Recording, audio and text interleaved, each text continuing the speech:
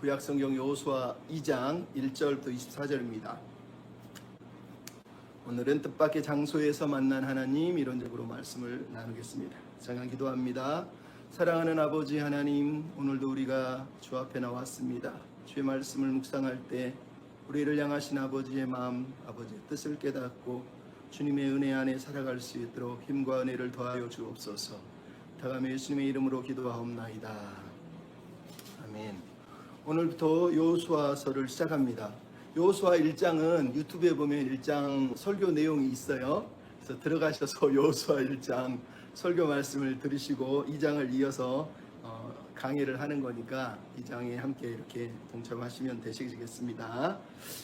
미국에서 달라스에서 목회를 했던 최모 목사님이 계세요. 근데 목회 초기에 이제 목회를 하게 되는데 그날은 신방이 많아서 신방 계획 스케줄을 잡고 열심히 신방을 하고 있었어요. 근데 갑자기 성도들 중에 한 분이 전화가 와서 이르기를 남편이 응급실 지금 갔다고 속히 좀 와달라고 부탁을 합니다. 근데 이 목사님이 신방을 끝낼 수는 없으니까 계획된 대로 일단 먼저 정리를 하고 밤늦게라도 이제 가겠다 그러고 밤늦게 병원으로 갑니다.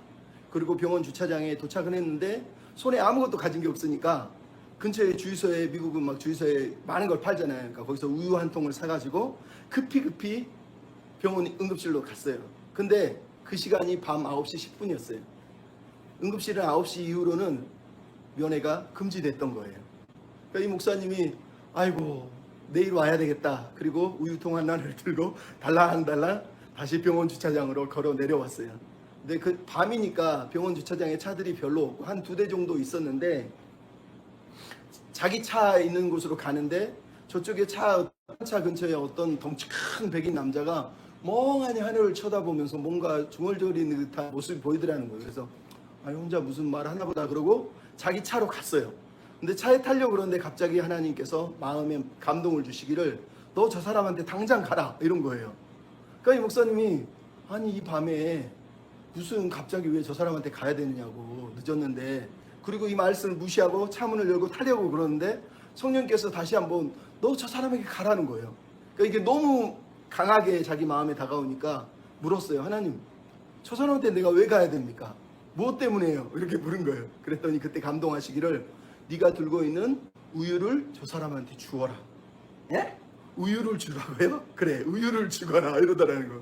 그래서 이게 거부할 수 없는 그런 하나님의 강력한 푸시 때문에 이 우유 한 통을 들고 그 사람한테 차벅차벅 갔어요. 근데 어두운 밤에 가로등 아래서 하늘만 쳐다보고 있는 백인 남자가 갑자기 저쪽에서 인기척이 들리니까 딱 쳐다보니까 한 동양인이 우유 한 통을 들고 자기에게 다가오는 거예요. 근데 다가오면서 하는 말이 안녕하세요. 우유를 좋아하세요? Do you like milk? 이런 거예요. 그러니까 이 남자가 우유요? 아, 좋아합니다. 그랬더니 하나님이 이 우유를 당신한테 주랍니다. 이렇게 얘기를 한 거예요. 그랬더니 백인 남자가 그 말을 듣자마자 잠깐만요. 뭐라고요? 하나님이 지금 그랬다고? 하나님이요? 그러면서 그 말을 들으면서 갑자기 눈물을 글썽글썽 하는 거예요. 그러면서 이 사람이 거기서 자기가 무슨 일이 있었는지를 들려줍니다. 이 백인 남자는 자기 아들이 그 전날 자살을 했는데 죽지 않고 살아서 병원 응급실로 왔어요. 그래서 지금 병원에 입원을 했는데 간신히 살아있는 거예요. 자기 첫째 아들은 가출을 해서 아직 연락이 안 돼서 죽었는지 살았는지 알지를 못해요. 근데 그날 오후에는 자기 부인이 전화를 와서 우리 이혼합시다 그러고 이혼을 선언을 한 거예요. 근데 이 남자는 크리스찬이고 하나님을 믿는 사람인데 자기에게 순식간에 벌어진 이 사건이 너무 억울하고 화가 났어요. 그래서 그 밤에 주차장에 서서 하늘을 쳐다보면서 하나님 앞에 따지듯이 불평하며 기도하고 있었던 거예요. 하나님, 내가 믿는 하나님이 진짜 살아계시다면 나한테 증거를 보여주십시오. 하나님이 살아계시다는 증거를 보여주십시오. 만약 하나님 내가 그동안 하나님을 믿었는데 증거를 보여주시지 않으면 나 오늘 이 자리에서 자살할 겁니다 라고 소리를 치며 기도하고 있었는데 그때 갑자기 저쪽에서 동양인이 나타나서 하나님이 우유를 주랍니다 이랬다는 거예요. 그러니까 이분이 이 우유를 받으면서 그 사연을 들려주면서 머물면서 기적이에요. 하나님은 정말 살아계세요. 하나님이 나에게 우유를 주라고 했다니요. 나는 하나님이 안 계신 줄 알았는데 여전히 하나님이 나를 보고 계시는군요. 그러면서 펑펑 울더라는 거예요. 이 사연을 듣고 이 목사님이 그럼 우리 함께 기도할까요? 그러면서 그 사람의 머리에 손을 얹고 백인 남자에게 한국말로, 영어가 아직은 서투르니까 기도를 하기 시작했어요. 하나님 이 사람에게 은혜를 부으시고 불쌍히 여겨주시고. 근데 기도하다가 갑자기 목사님이 충격을 받아서 회개를 하기 시작했어요. 왜 그랬냐면 기도를 하다 보니까 문득 무슨 생각이 들었냐면 하나님이 자기에게 그동안 수없이 말씀하시고 수없이 사인을 주셨는데 자기가 그것을 거절하고 불순종해서 누군가는 그 목숨을 잃어버리고 죽은 사람들이 있을 것이라는 생각이 드니까 너무너무 두려운 거예요. 그래서 하나님, 내가 그동안 하나님의 수많은 음성을 듣고도 그것을 무시했는데 내가 불순종한 그것 때문에 누군가가 얼마나 많은 사람들이 죽었을까요? 하나님 죄송합니다. 내가 다시는 하나님의 음성에 불순종하지 않겠습니다. 그러면서 펑펑 울면서 두 사람이 끌어안고 기도하다가 같이 엉엉 울었다고 얘기하더라고요. 실제 있었던 사연인데, 여러분 이 이야기를 제가 왜 들려드리겠어요? 이 목사님은 자기의 뜻과 계획대로 모든 걸 잘 추진했는데 전혀 뜻밖의 장소에서, 전혀 뜻밖의 상황 속에서, 뜻밖의 만남을 통해서 하나님이 자기를 찾아오신 거예요. 자기를 통해서 그 남자를 치료해 줄 뿐 아니라 그 남자를 만나서 자기 자신의 영혼이 치유되는 사건이 일어났다라고 들려주고 있는 거예요. 여러분, 우리가 살다 보면 우리는 많은 일들을 계획하고 그것도 이루려고 애씁니다. 하지만 좀 살아보면 알잖아요. 우리 뜻대로, 우리가 계획한 대로 이루어진 적이 있어요? 생각보다 많지 않을 거예요. 그래서 사람들은 이런 걸 보고 실패라고 얘기합니다. 하지만 하나님을 믿는 사람은 뭐라고 얘기해요? 은혜라고 얘기해요. 왜? 우리는 실패한 것 같아도 하나님은 하나님의 뜻을 이루시고 하나님의 계획을 이루어 가시기 때문이에요. 이 목사님을 통해서 목사님의 계획은 실패했지만 하나님의 뜻이 이루신 것처럼 우리의 삶에도 그런 일들이 수없이 반복되고 있기 때문이에요. 오늘 우리가 살아가는 이 삶에서 우리가 원하는 계획과 방식대로 모든 것이 안 이루어지더라도 하나님은 뜻밖의 장소에서 뜻밖의 시간에 뜻밖의 만남들을 통해서 하나님의 뜻을 이루시고 우리로 그걸 깨닫게 하세요. 때로는 말씀으로, 때로는 때리셔서, 때로는 누군가를 통해서 우리에게 음성을 들려주셔서 가르치심으로 우리를 은혜 가운데 인도하고 있다는 걸 우리가 깨닫도록 하시는 거라는, 그게 하나님이 하시는 일이에요. 그래서 우리가 하나님을 믿는다면 해야 될 일은 민감한 거예요. 하나님의 음성에, 하나님의 마음에 민감하게 살아가는 거예요. 그리고 그 음성이 들려올 때 거절하지 않고 그 하나님의 마음에 순종하는 거, 그게 우리가 이 땅에서 해야 될 삶의 자세라는 거예요. 오늘 본문에 나오고 있는 요수아 2장이 바로 이 믿음의 삶의 방식과 자세에 대해서 우리에게 가르쳐주고 있는 거예요. 요수아는 지금 비밀 계획을 세우고 정탐 계획을 세우고 자기가 이 가나안 땅을 어떻게 정복할지에 대해서 고민을 하고 있는데 그 일들 너머에서 하나님은 하나님의 일을 하시면서 하나님이 역사하고 있다는 걸 이 본문 이야기가 오늘 우리에게 들려주고 있다는 거예요. 뜻밖의 장소에서 전혀 기대하지 않은 사람을 만나서 하나님이 살아계시고 역사하시는 것을 요수아와 이스라엘 백성들이 깨닫도록 역사하셨다라고 요수아 2장이 우리에게 들려주고 있는 겁니다. 자, 여러분, 이 요수아 2장을 읽을 때 우리가 주의해서 잘 읽어야 돼요. 왜냐하면 요수아 2장은 참 많은 논쟁이 있어요. 어떤 논쟁? 하나는 요수아가 정탐꾼을 보낸 것을 가리켜서, 아니 요수아가 하나님도 안 믿고 정탐꾼을 보내다니 불신앙 아니냐, 이런 얘기를 해요. 왜냐하면 1장에서 하나님이 약속을 다 해줬는데 2장은 하나님의 뜻도 안 물어보고 정탐꾼을 보내니까. 또 어떤 사람은 라합의 직업이 뭐냐, 진짜 창녀였냐 아니면 그냥 주모였냐, 이런 식으로 얘기합니다. 그리고 또 하나는 라합은 붉은 줄을 맸는데 그 붉은 줄이 대체 뭐냐, 이거 예수님의 피 아니냐, 이런 식으로 성경을 읽는 사람들이 되게 많고 그렇게 가르치는 사람도 많다는 거예요. 하지만 성경은 그런 얘기를 하려고 우리에게 이 말씀을 들려주고 있는 것이 아니에요. 또 하나 흥미로운 게 뭐예요? 라합의 거짓말을 가지고 목사님들이 라합은 거짓말을 했다, 우리는 백색의 거짓말도 하면 안 된다, 하나님은 그것을 기뻐하지 않는다, 이러면서 라합의 이야기를 마치 정직과 거짓의 이야기처럼 설명을 하는 사람들이 많단 말이죠. 근데 성경은 그것을 의도하지도 않고 그렇게 읽으라고 말하지도 않아요. 그럼 여러분, 요수아를 읽으려면, 특별히 요수아 2장을 읽으려면 우리가 먼저 전제가 필요해요. 이것을 읽기 위해서 필요한 맥락적 이해가 필요해요. 그게 뭐냐? 첫째는 하나님의 언약이에요. 여러분, 하나님은 모세 오경에서 특별히 아브라함에게 언약을 맺으면서 뭐라고 그랬어요? 자손을 주고 땅을 주고 그리고 나라를 세워서 모든 민족이 축복을 받게 해주겠다고 약속을 하셨어요. 모세오경은 여호수아 전까지 신명기 내용이 뭐예요? 하나님이 자손을 주시고 번성케 하시고 성취하신 내용을 우리가 알게 돼요. 아직 성취되지 않은 게 뭐예요? 땅이에요. 하나님이 땅을 주셨나요? 아직 안 주셨어요. 그 땅을 찾아오는 게 신명기까지 이야기면 여호수아 1장은 뭐예요? 하나님이 땅을 주시겠다고, 그 땅을 너에게 줄 거야 라고 여호수아와 이스라엘 백성에게 약속한 게 1장의 전체 내용이란 말이에요. 그러니까 1장을 비교하면 2장의 시작이 뭐예요? 그 땅을 정탐하러 가. 즉 하나님이 이 땅을 주실 것인지 주시지 않을 것인지에 대한 대답을 2장은 우리에게 들려주기 위해서 이 정탐꾼 이야기를 하고 있는 거예요. 그래서 여러분이 1장을 읽을 때는 2장과 비교해 보면서 하나님의 언약을 생각하면서 읽기를 원하는 거예요. 또 하나는 2장의 내용이 정탐꾼 이야기라는 게 중요해요. 왜? 1세대에도 광야 1세대가 다 멸망을 했잖아요. 근데 그때도 12명의 정탐꾼이 있었단 말이에요. 근데 오늘 본문은 2세대, 즉 광야에서 죽지 않고 살아난 2세대 자녀들이 2명의 정탐꾼 이야기가 오늘 본문에 등장하는 거예요. 그래서 1세대 정탐꾼과 2세대 정탐꾼을 비교하면서 이들은 어떤 믿음으로 하나님 앞에 서 있는지, 이들은 하나님 앞에 어떻게 반응하는지를 우리로 생각해 보라라고 이렇게 오늘 본문을 들려주고 있는 거예요. 그래서 오늘 본문의 중심 내용은 첫째는 주인공이 여호수아와 라합이라는 거예요. 왜? 여호수아와 라합에는 다른 사람의 이름을 언급하지 않아요. 정탐꾼조차도 사실은 주인공이 아니에요. 진짜 주인공은 누구예요? 여호수아와 라합이고 그 너머에 계시는 하나님이라는 걸 알 수가 있어요. 또 하나는 이 본문의 핵심은 라합의 고백, 신앙 고백, 8절부터 시작되는 그 고백이 가장 중요한 고백이에요. 왜? 하나님이 라합을 통해서 이 고백을 이스라엘 백성이 듣기를 원해서 이 이야기를 기록하고 있는 거란 말이에요. 그래서 여호수아 2장의 핵심은 하나님이 약속한 그 땅을 정말로 주실 것인가, 어떻게 주실 것인가에 대한 질문에 하나님이 답을 하고 있다는 걸 알 수 있어요. 먼저 우리가 1절을 보면 눈의 아들 여호수아가 시딤에서 2사람 정탐꾼을 보내어 이르되 가서 그 땅과 여리고를 엿보라 하며 그들이 가서 라합이라는 기생의 집에 들어가 거기 유숙하더니 라고 돼 있어요.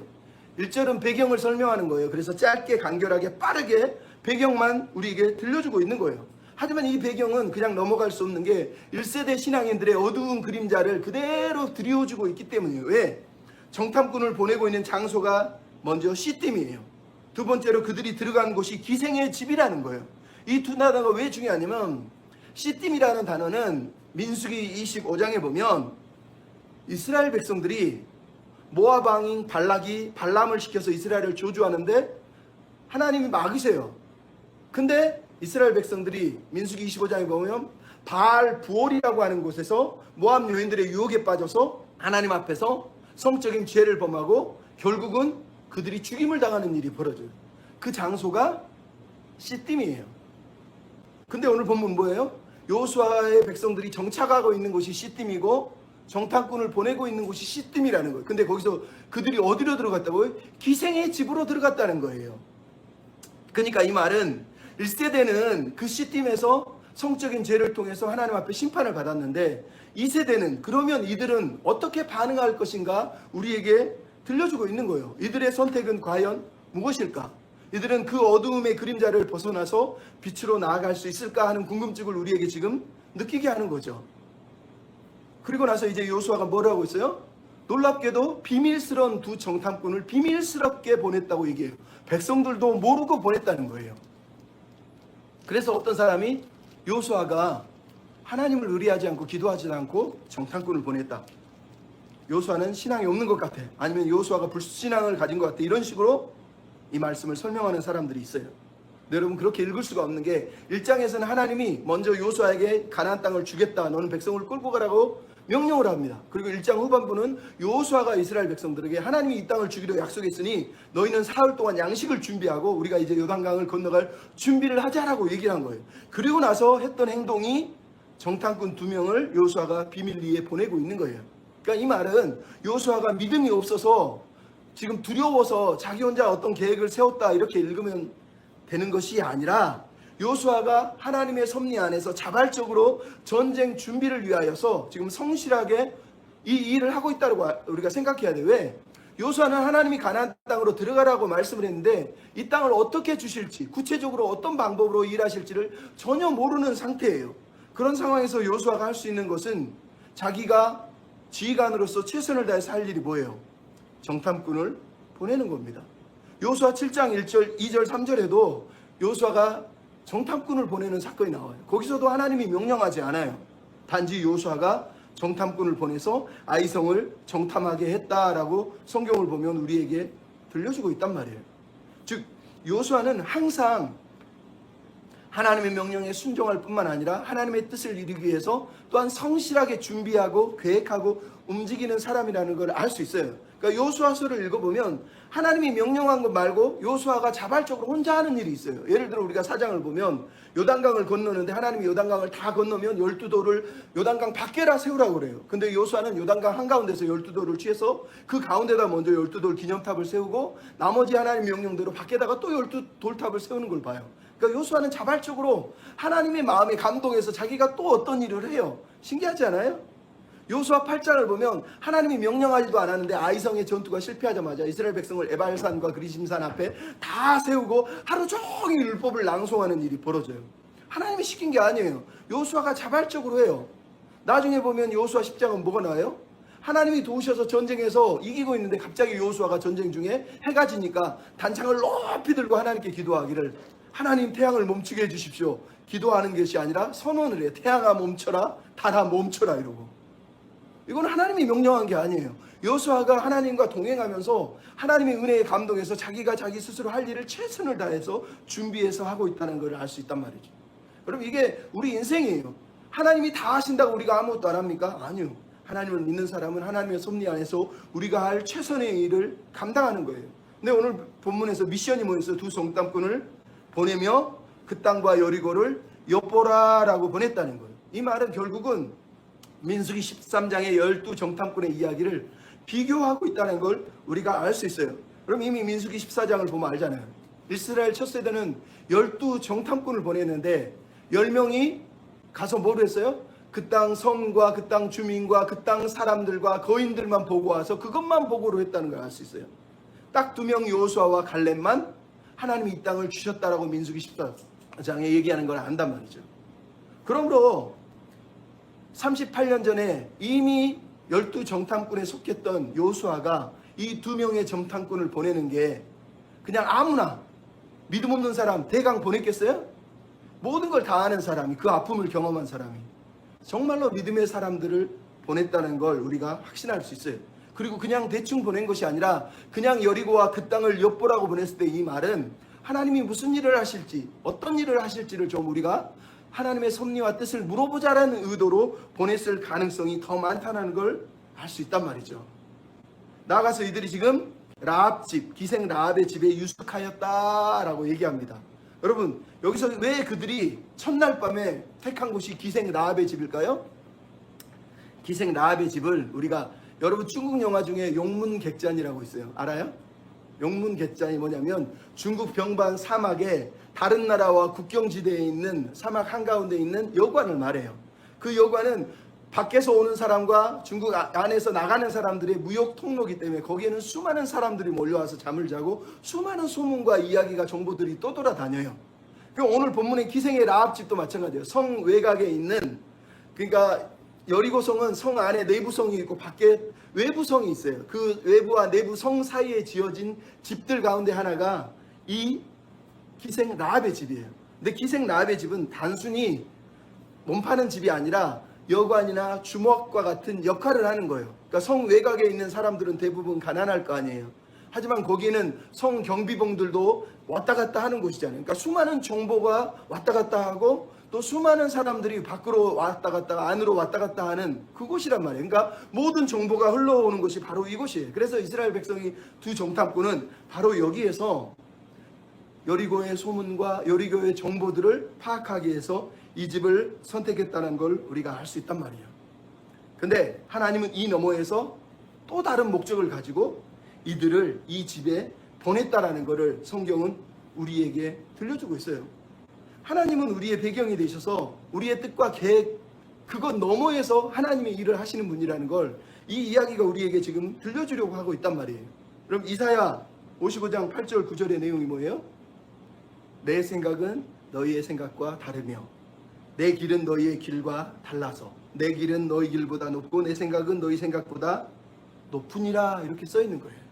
그러니까 우리는 하나님을 위해 동역하고 하나님의 뜻을 이루기 위해서 열심히 살아가지만 하나님은 거기에 제한받지 않으시고 그건 너머에서 일하시는 분이라는 걸 성경이 우리에게 들려주고 있단 말이에요. 그렇다면 여러분 오늘 본문에서 이제 모든 것을 계획한 여호수아와 그리고 정탐꾼 그들의 계획과 뜻이 어떻게 이루어질까요? 과연 이루어졌습니까? 무슨 일이 그들을 기다리고 있었습니까? 오늘 본문을 보니까 2절은 놀라운 이야기가 들려주죠. 정탐꾼들이 들어가자마자 바로 발각됐다는 거예요. 여호수아가 은밀하게 보냈는데 그리고 정탐꾼들도 치밀한 계획을 하고 변장을 하고 이 성 변방에 있는 술집에 주막에 들어갔는데 들어가자마자 그들의 신분과 목적과 이치가 다 들통이 난 거예요. 왜? 여러분 당연한 거 아니에요. 성 외곽에 있는 이 술집 수많은 외부인들이 들어오지만 사람들이 외부인을 볼 때 그냥 보겠어요? 뭔가 느낌이 이상한데 하고 자세히 보다가 결국은 그들이 이상하다는 걸 낌새를 채고 어떻게 발견했는지 모르지만 결국 왕에게 보고를 했다는 얘기를 하고 있는 거예요. 그들의 모든 계획이 순식간에 시작하자마자 바로 그냥 실패하고 수포로 돌아갔다는 걸 알 수 있어요. 하지만 하나님의 계획은 실패하지 않았다는 걸 성경은 오히려 들려주고 있어요. 왜? 정탐꾼들이 지금 발각이 됐는데 이것보다 더 놀라운 일이 뭐예요? 기생 라합이 여리고 주민이고 이방 여자가 이 사람들을 숨겨주고 있다는 거예요. 신고를 한 게 아니라 고발을 한 게 아니라 숨겨주고 있어요. 그것도 임기응변으로 얘기하면서 내가 그 사람들을 봤지만 이미 성문 밖으로 나가더라. 그러니까 당장 쫓아가면 잡을 수 있다. 이런 식으로 얘기를 하고 있는 걸 우리가 4절, 6절에서 보고 있단 말이에요. 여러분 그래서 이 이야기를 가지고 어떤 사람들이 라합은 거짓말을 했다. 비록 그가 좋은 일을 했지만 거짓말이기 때문에 우리는 거짓말을 하면 안 된다. 성경은 그렇게 가르치고 있다라는 식으로 이 본문을 우리에게 얘기하는 사람들이 있어요. 너무 말도 안 되는 얘기인데 그걸 또 아멘 아멘 합니다. 여러분 오늘 본문은 거짓말과 정직에 대해서 우리에게 들려주는 게 아니에요. 오늘 본문이 어디서 비교하면 비슷한 게 나와요. 하나는 창세기 38장 14절에 유다의 며느리 다말이 거짓말을 해서 아버지를 속입니다. 그리고 출애굽기 1장에 보면 산파들이 바로의 명령을 어기고 아이들을 살려줄 때 거짓말을 합니다. 근데 이 두 사람에게 결론이 뭐가 나온 줄 아세요? 창세기 38장 26절은 유다가 자기 며느리에게 네가 나보다 의롭도다 옳도다 라고 얘기합니다. 출애굽기 1장 20절은 하나님이 그 산파들에게 은혜를 베푸시니 라고 얘기합니다. 무슨 얘기인지 알겠어요? 이 본문들의 관점은 거짓말에 있는 것이 아니라 그들이 어떤 믿음으로 어떻게 하나님의 섭리 아래서 반응하고 있었는지를 우리에게 들려주고 있는 거예요. 여러분 특히 라합을 생각해 보세요. 라합이 차라리 고발을 하고 신고를 했으면 돈도 벌 수 있었고 사람들에게 영웅 대접도 받을 수 있었고 가장 낮은 창녀 신분의 계급에서 신분 상승의 기회도 얻을 수 있는 자리가 바로 이 자리예요. 근데 라합은 여기서 이 사람들을 숨겨주기로 결정을 했다는 거예요. 여러분 이것이 거짓말과 정직의 문제라고 여러분 생각할 수 있어요? 라합은 자기 인생을 걸고 목숨을 걸고 생전 만나본 적도 없는 하나님을 향해서 자기의 믿음을 지금 보여주고 있는 진짜 믿음의 사람이라는 걸 성경이 우리에게 들려주고 있는 거예요. 그러니까 오늘 본문은 뭐 거짓말을 해도 된다고 말하는 게 아니라 그게 본문의 주제도 아니고 강조하는 내용도 아니라는 거예요. 본문의 주제는 라합이 대체 어떤 믿음이 있었기 때문에 어떤 믿음이었길래 어떤 신앙이었길래 이렇게 이런 믿음을 보여주는가라는 질문이에요. 그것을 오늘 본문 8절부터 11절에 라합이 이제 웅변적으로 들려주고 있어요. 8절부터 11절의 내용이 뭐예요? 라합이 지붕에서 숨어있는 사람들이 올라가서 하는 말을 들어보세요. 9절은 여호와께서 이 땅을 너희에게 주신 줄을 내가 안다 라고 얘기합니다. 하나님이 이 땅을 주셨다는 걸 안다는 거예요. 그 근거가 뭐예요? 11절에 나오죠. 11절 끝에 보면 너희 하나님 여호와는 위로는 하늘에서도 아래는 땅에서도 하나님이시다. 즉 하늘과 땅의 주인은 하나님이시라는 걸 라합이 믿고 있다고 얘기하는 거예요. 그러니까 이 정탐꾼들에게 이 땅을 하나님이 주셨다. 왜? 하나님이 주인이니까 라고 지금 선언을 하는 고백을 하고 있어요. 두 번째는 무슨 고백을 했어요? 9절 10절, 11절 내용이 뭐예요? 이 땅의 주민들이 간담이 녹고 정신을 잃었다라고 얘기합니다. 9절 끝에 보면 간담이 녹았다고 얘기합니다. 11절에 보면 정신을 잃었다고 얘기해요. 그 근거가 뭐예요? 바로 10절에 나와 있는 내용이죠. 여호와께서 너희 앞에서 행하신 일, 즉 홍해의 사건과 아모리 왕 시온과 옥을 죽인 광야 사건을 다 들었기 때문이라고 지금 얘기하고 있는 거예요. 그러니까 이게 무슨 말이에요? 대체 라합은 이런 믿음을 어떻게 소유하게 된 거예요? 하나님이 온 땅의 주인이신 것을 고백하면서 그 고백의 이유를 뭐라고요? 하나님이 행하신 일을 들었기 때문이래요. 라합은 하나님을 만난 적도 없고 하나님과 아니면 하나님 믿는 사람과 어떤 교육을 받아서 대화한 적도 없는 것 같은데 지금 라합은 엄청난 믿음을 가지고 있어요. 어떻게 이런 믿음을 가질 수 있었을까요? 알 수가 없어요. 단지 2장의 핵심은 하나님께서 이 라합의 신앙 고백을 이스라엘 백성들에게 들려주는 게 목적이라는 거. 뭐? 하나님이 그 땅을 주셨다라는 약속을 다시 한번 이방 여인을 통해서 듣게 하시는 거예요. 근데 여러분, 이런 라합의 신앙이 얼마나 놀랍습니까? 왜? 라합의 말을 들어보세요. 라합만 이 소문을 들었어요? 하나님의 역사하시는 소문을 지금 뭐라고 그랬어요? 9절에 우리가 들었고 이 땅 주민들이 들어서 간담이 녹았다, 정신을 잃었다라고 얘기합니다. 5장 1절에도 똑같은 말이 나와요. 요단 속쪽에 있는 이스라엘 가나안 사람들 모두가 하나님이 요단물을 마르게 하신 일을 듣고 마음이 녹았고 정신을 잃었다라고 하는 똑같은 단어들을 사용하는 걸 알 수 있어요. 그러니까 라합은 홍해와 광야 사건을 통해서 가나안 사람들이 마음이 녹았고 정신을 잃었다고 얘기한다면 여호수아 5장은 요단강을 건넌 이스라엘을 보고 가나안 주민들이 마음이 녹고 정신을 잃었다고 얘기하고 있어요. 똑같은 얘기를 하고 있다는 거예요. 그러면 이게 뭘 강조하는 거예요?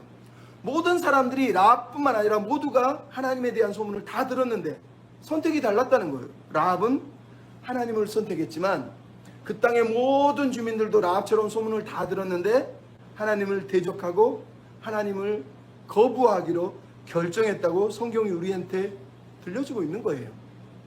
그게 본문의 이야기죠.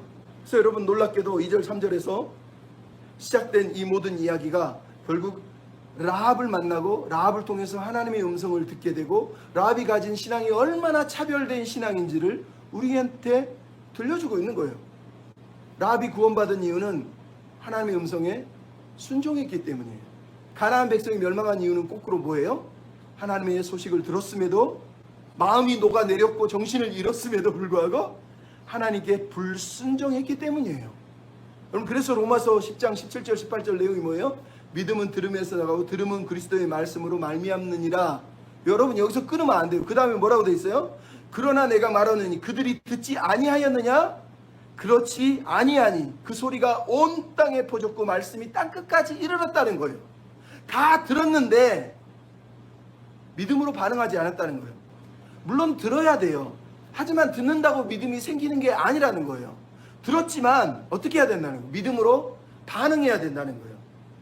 근데 라합은 믿음으로 하나님의 소식을 듣고 반응했다면 가나안 사람들은 거부했고 순종하지 않았다고 성경이 우리에게 들려주고 있는 거예요. 그래서 라합의 믿음이 강조되고 있는 거예요. 라합은 부와 사회적인 명예와 신분의 상승의 기회를 얻었음에도 그거를 다 버리고 하나님을 한 번도 만나보지 못한, 경험해보지 못한, 귀로만 들은 하나님을 자기 하나님으로 믿기로 결정했다는 것이 오늘 본문의 핵심 내용이란 말이에요. 그럼 여러분, 오늘 본문의 라합의 믿음이 어디까지 나아가는지를 보십시오. 12절로 14절 내용이 이렇게 되어 있어요. 내가 여러분 두 정탐꾼에게 말합니다. 내가 여러분을 선대한 것처럼 여러분도 선대해서 여호와의 이름으로 명세하고 증표를 내놓으십시오. 이렇게 얘기를 합니다. 그랬더니 정탐꾼들도 말합니다. 내가 우리 목숨을 너희에게 대신해서 이 약속을 지킬 거야. 여호와께서 인자와 진실하게 너를 대우하실 거야 라고 얘기합니다. 여러분, 이게 무슨 말이에요?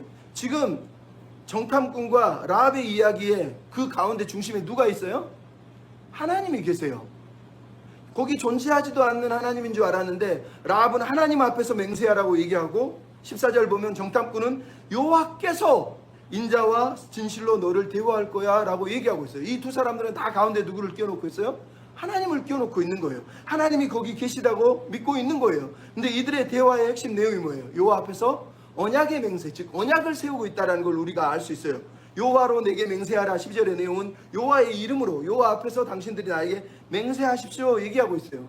여러분, 언약은 하나님 앞에서 세우는 언약이라는 걸 우리가 오늘 본문을 통해 알 수 있어요. 또 이 언약의 특징이 뭐예요? 생명을 건 언약이라는 거예요. 왜? 너희 생명을 우리가 대신할 거야 라고 지금 생명의 언약을 맺고 있다는 거예요. 근데 하나님의 언약의 핵심 단어가 두 단어가 나오죠. 하나는 뭐예요? 헤세드, 인자. 또 하나는 에메트, 진실이에요.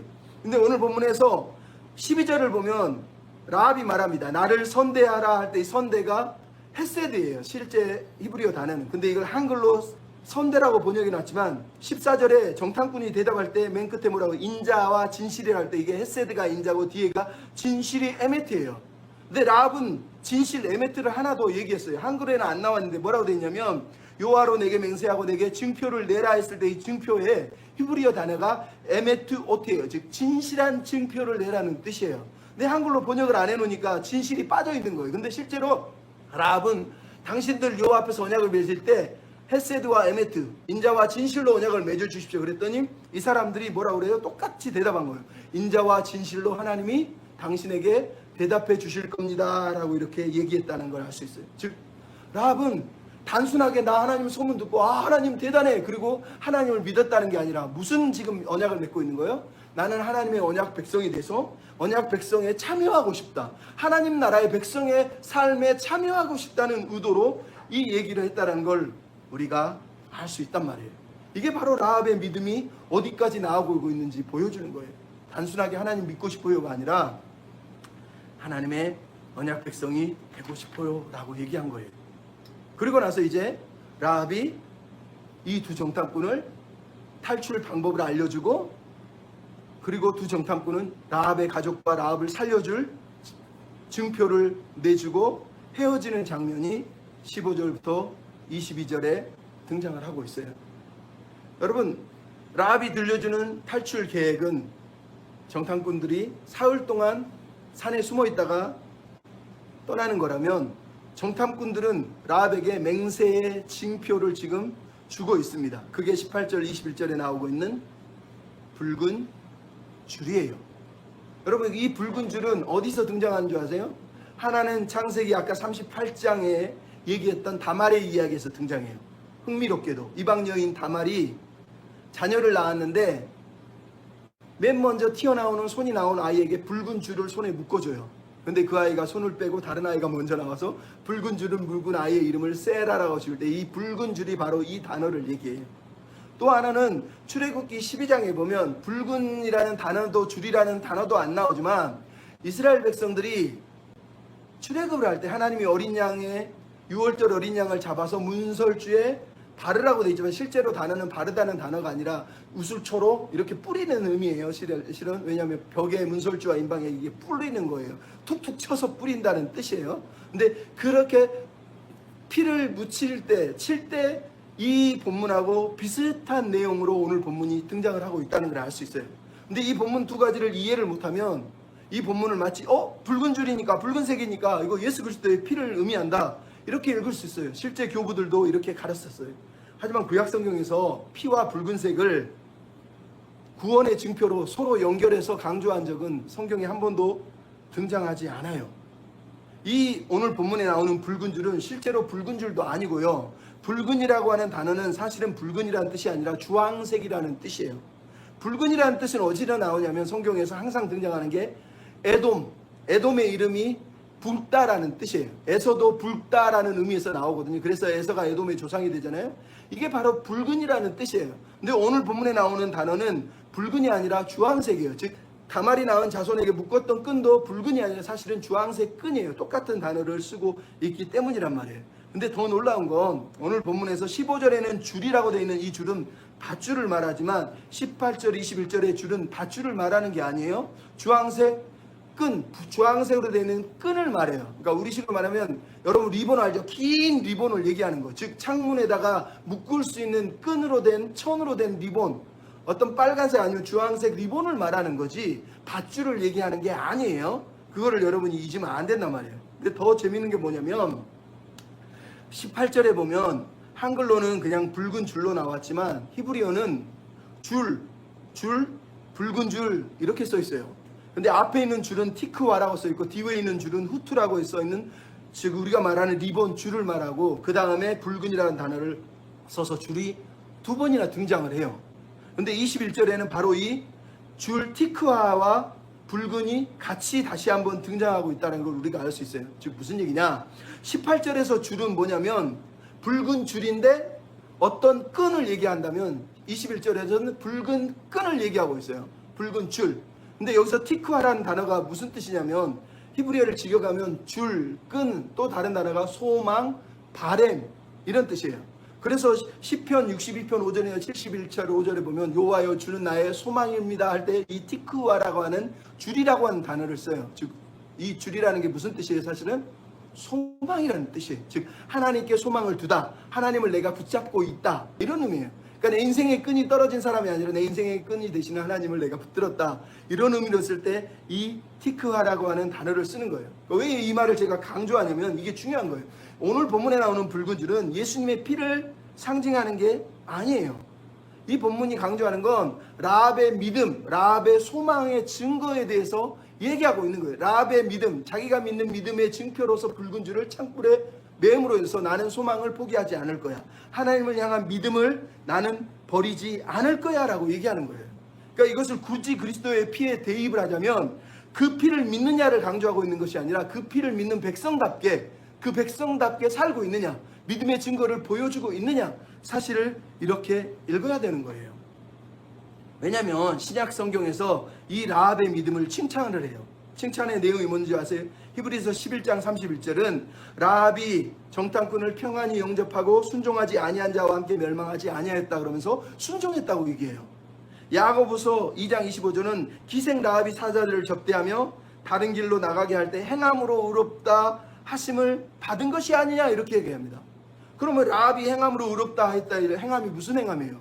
정탐꾼을 살려준 그것 때문에 행함이 의롭다고 말한 게요? 아니요. 라합이 하나님을 그 상황에서 생명을 걸고 믿은 그 믿음을 가리켜서 라합의 행함으로 의롭게 된 믿음이다 라고 우리한테 말하는 거예요. 그 라합의 믿음이 뭐라는 거예요? 하나님을 향한 믿음, 소망의 끈을 놓지 않고 꽉 붙들고 끝까지 기다렸다라는 의미에서 라합의 믿음을 강조하기 위해서 이 붉은 끈, 붉은 줄을 성경이 우리한테 들려주고 있는 거예요. 자, 그러면 이제 정리를 합시다. 여러분, 출애굽기 12장에 나오는 내용과 오늘 본문에 나오는 내용은 유사한 게 있어요. 뭐예요? 출애굽기 12장에는 어린 양의 피가 증표예요.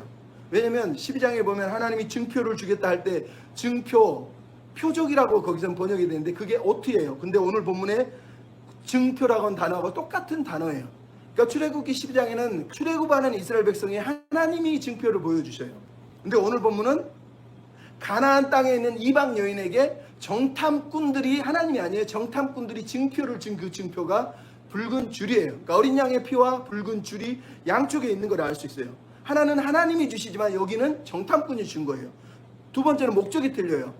출애굽에서는 하나님이 어린 양의 피를 왜 줘요? 이스라엘 백성을 죽음에서 건지기 위해서 이스라엘 전체를 구원하기 위한 증표로 모든 집에 피를 바르게 한 거예요. 이스라엘 집에. 근데 오늘 본문 여호수아서에는 무슨 일이 벌어져요? 이방 여인 가운데 라합의 집에만, 그 줄을 묶은 라합의 집에 있는 사람만 구원을 받게 이 일이 작동이 되고 있다는 걸 우리가 알 수 있단 말이에요. 결국은 차이가 있죠. 출애굽기는 이스라엘 백성 민족 전체를 구원하시기 위한 하나님의 구원의 방식으로 어린 양이 등장을 하고 있는 거라면, 오늘 본문은 가나안 백성들 모두 멸망해야 된 그 백성들 가운데서 오직 붉은 줄을 묶은 라합의 집 안에 있는 사람만 구원을 받도록 하나님이 섭리하셨다는 걸 알 수 있어요. 그럼 이 붉은 줄이 하는 기능이 뭐예요? 차라리 피를 바르라고 하면 오늘 본문에 보면 피가 등장하지 않습니까? 바로 19절에 두 번이나 피가 등장하잖아요. 라합에게, 야, 니네들 라합아, 너 피 여기 벽에다가 창문에다 발라놓으면 우리가 그 피를 보고 구원이 줄게, 이러면 차라리 예수의 피 이렇게 얘기할 수 있어요. 근데 그게 아니라 피를 쓰고 있는데 피는 전혀 언급하지 않고 붉은 줄을 매라고 한 거는 결국은 라합과 동일한 믿음을 가진 사람들, 라합과 같은 믿음을 소유한 이방인들만 구원을 얻을 것이라는 것을 이 이야기는 우리한테 예표로 들려주고 있는 거예요. 그 집안에 들어와야지 구원을 받지만 모든 집안이 구원을 못 받아요. 근데 이야기는 나중에 어디로 등장해요?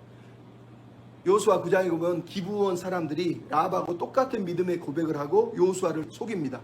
근데 그들이 모두 하나님의 백성으로 유입되는 이야기가 등장을 해요. 그러니까 오늘 본문은 여호수아 9장에 있는 기브온 사람들, 이방인들이 들어오는 것을 위한 첫 열매로서 라합이 등장하고 있다는 걸 우리로 듣게 하고 있는 거예요. 그게 목적이라는 거예요. 이방인들은 라합과 동일한 믿음으로 하나님의 언약에 참여하기 위해서 들어올 때만 그들이 하나님의 백성이 될 수 있다는 걸 우리에게 들려주는 거예요. 여러분, 이제 마지막으로 그래서 무슨 일이 벌어졌어요? 23절, 24절 봅시다. 두 사람이 돌이켜 산에서 내려와 강을 건너 눈의 아들 요수아에게 나아가서 그들이 겪은 모든 일을 고하고 요수아에게 이르되 여호와께서 온 땅을 우리 손에 주셨으므로 그 땅의 주민이 우리 앞에서 간담이 높도이다 하더라. 그러면 이게 2장의 주제고 2장의 핵심 내용이라는 걸 알 수 있어요. 두 정탐꾼이 보고를 하고 있어요. 여러분, 근데 흥미로운 게 있어요. 2장에서 보내는 사람들이 2명이 나옵니다. 한 사람은 요수아가 2장 1절에서 정탐꾼을 보냈습니다. 또 한 사람은 누가 나올까요? 바로 2장 21절에 보면 라합이 정탐꾼을 요수아에게 이제 거꾸로 보내고 있다는 걸 알 수 있어요. 즉 이 이야기에서 핵심은 뭐예요? 보내는 사람들이 2명이 나오는데 한 사람은 요수아고 한 사람은 라합이었다는 거예요. 무슨 말이에요? 요수아는 가나안 땅을 어떻게 정탐할지를 고민하면서 정탐꾼을 보내는데 하나님은 라합을 통해서 그것에 대한 대답을 지금 주고 있었던 거예요. 그래서 오늘 본문에 그 결론이 뭐였어요? 정탐꾼의 내용의 결론이 23절을 보면 모든 일을 고했다고 해요. 적금 모든 일이 뭐예요? 라합을 만나서 라합을 통해서 들은 내용이라는 걸 알 수 있어요. 24절에 바로 얘기하잖아요. 여호와께서 우리에게 이 땅을 다 주셨고 그 땅 주민들의 마음이 간담이 다 녹았더이다 라고 고백해요. 라합이 한 얘기를 그대로 들려주고 있다는 걸 우리가 알 수 있단 말이에요. 이 얘기를 왜 들려주고 있는 거예요? 그리고 이게 중요한 거예요. 1세대 정탐꾼들은 12명이 갔지만 무려 10명이 그 땅 사람들을 다 보고 그 땅 사람들의 상황을 다 눈으로 봤지만 하나님의 약속은 외면해 버렸어요.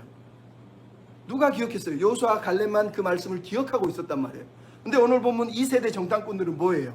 거기 가서 비록 모든 땅을 다 쳐다본 적도 없고 여리고에 대해서 다 알지도 못했어요. 근데 제일 중요한 것 하나를 듣고 왔어. 뭐? 하나님의 약속을 듣고 온 거예요. 하나님이 이 땅을 주시겠다고 약속했다라는 거를. 이 이방 여인, 뜻밖의 장소에서 뜻밖의 여인을 통해서 뜻밖의 하나님을 만난 거예요. 그 하나님이 말씀하시기를 걱정하지 마라, 이 땅을 너희에게 줄 거야 라고 지금 약속했다는 거예요. 이 땅 모든 사람들이 두려워하고 있으니 걱정하지 마라 라고 이렇게 얘기했다라는 것을 오늘 본문이 우리에게 들려주고 있는 겁니다. 여러분, 왜 이 이야기가 중요해요? 이스라엘 백성들은 1장에서도 하나님의 약속을 들었지만 2장에서도 하나님의 약속을 또 들었어야 돼요. 3장에서도 하나님의 약속을 들어야 되고 4장, 5장에서도 하나님의 약속을 계속 들어야 돼요. 왜? 우리는 믿음의 훈련이 필요한 사람이에요.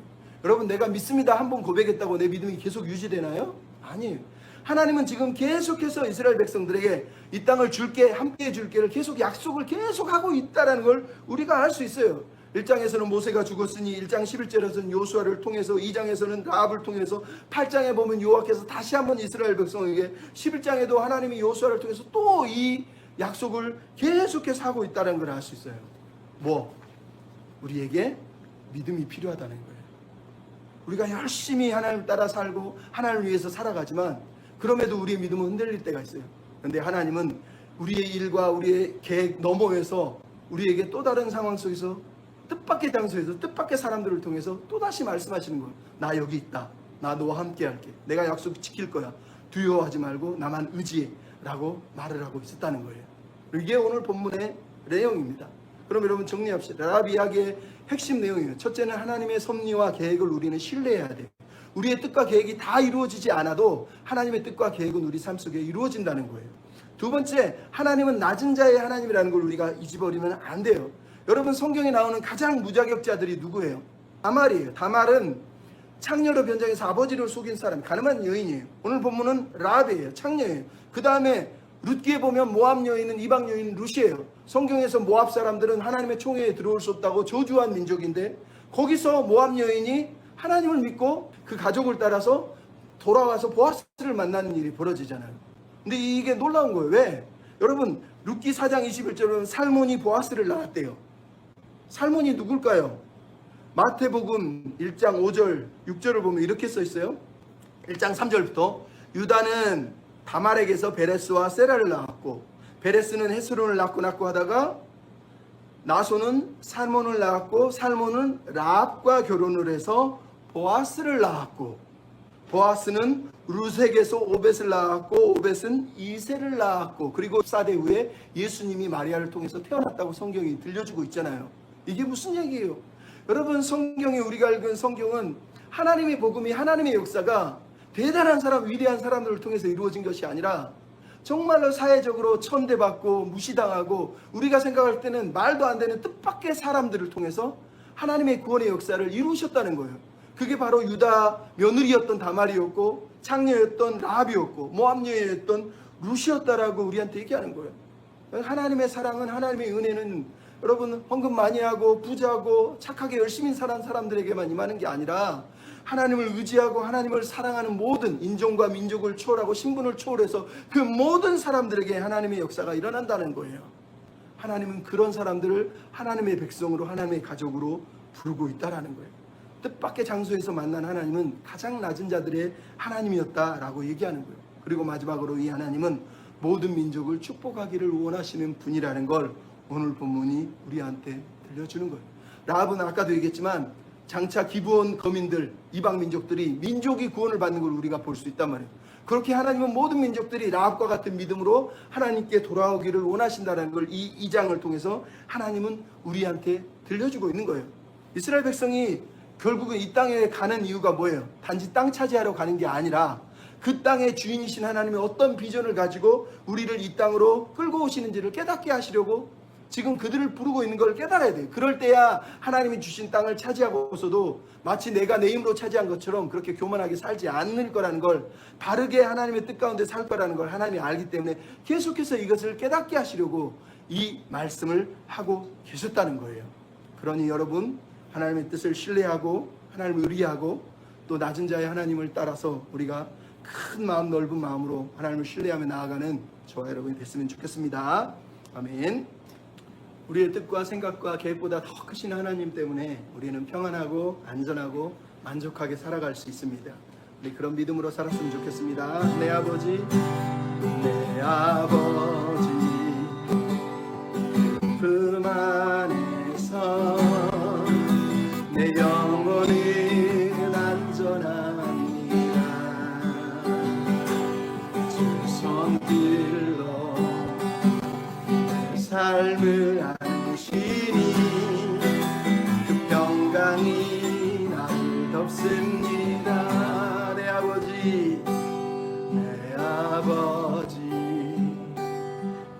그 품 안에서 내 영혼은 안전합니다.